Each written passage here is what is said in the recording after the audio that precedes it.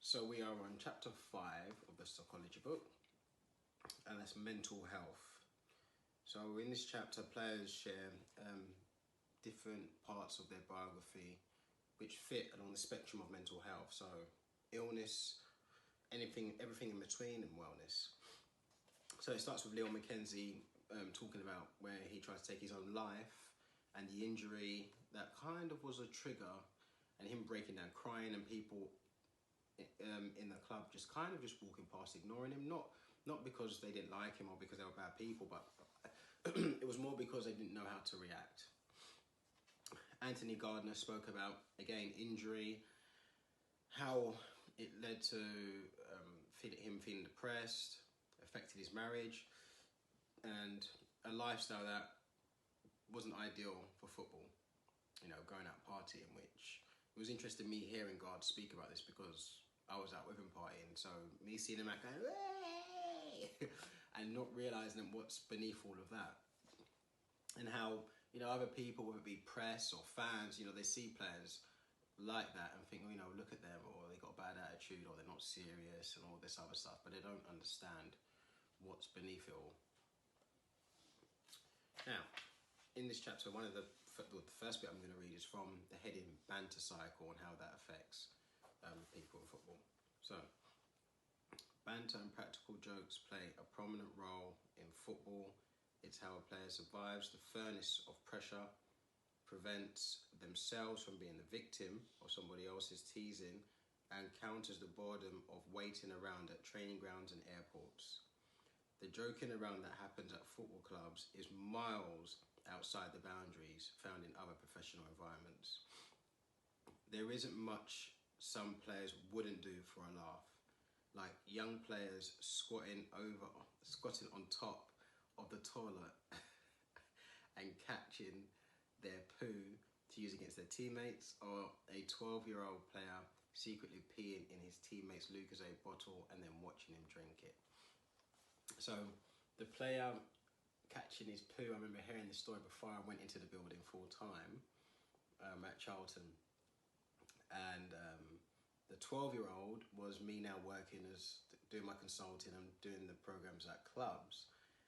When I heard that story, it surprised me because I knew of all this level of banter happening when you went full time, so from 16 plus.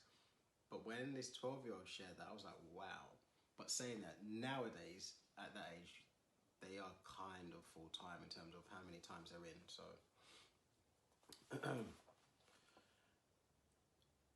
I go to the clubs around the country presenting a program, and it's called The Grey Area, which covers the differences between banter and bullying. No matter the league, age group, or part of the country, when I ask people if they've ever been angry, upset, or sad, or if their performances have been affected negatively as a result of banter, you get this, "Oh, I'm cool, man, we're cool, I'm cool. Now, this is a time where I say to them, look, I expect you to be honest, and because I expect you to be honest, I have to be honest.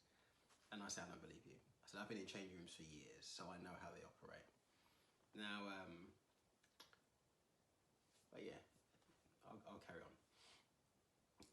There are players that love the banter, but there are players that hate it too. Eventually, someone in the pack will say something which gives me an insight into what really goes on in the change room. As soon as they do, I home in on it and I explore it.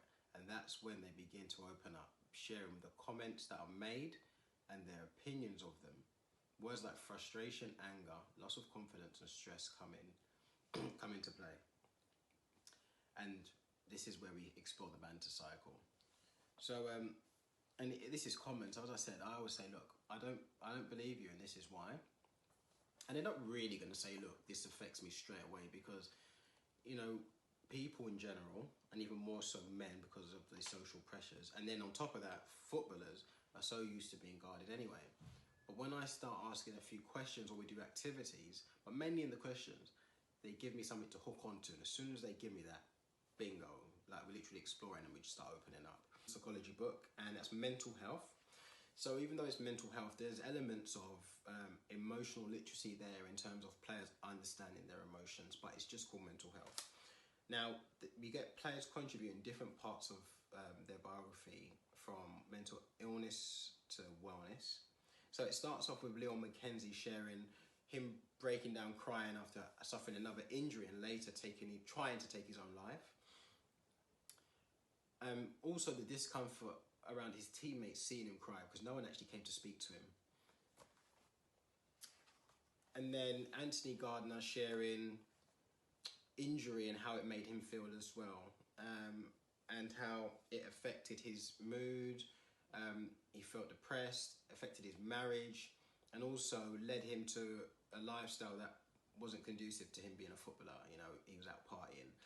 And for me, it was interesting speaking to guards about this because I was out partying with him. So, you know, I'd be seeing him out, hey, partying, not knowing, obviously, what's beneath all of that. And so fans and the press would see these footballers and be thinking, well, look at them, or, you know, their team lost, or what are they doing? And all these judgments come out, but they don't know what's beneath all of that. Now, I'm going to read a part that is under the header, the Banter Cycle, in the mental health chapter. Banter and practical jokes play a prominent role in football. It's how a player survives the furnace of pressure, prevents themselves from being the victim of somebody else's teasing, and counters the boredom of waiting around at training grounds and airports.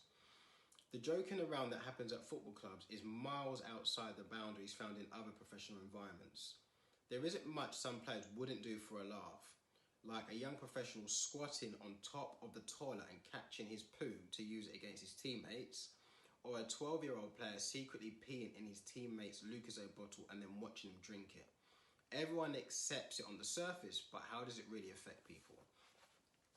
Now, I was working at a tournament of professional teams, so I was working with different teams, and when this player, this 12-year-old, shared that, I was in shock, because when I was growing up, it was like, that happened when you went full-time, so from 16 onwards, and I would hear about the older players and they're doing certain stuff, but at 12, I was thinking, wow.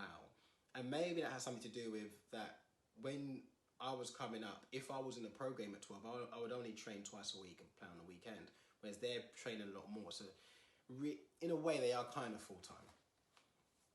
Okay, I go to clubs around the country presenting a program called The Grey Area, which covers the differences between banter and bullying.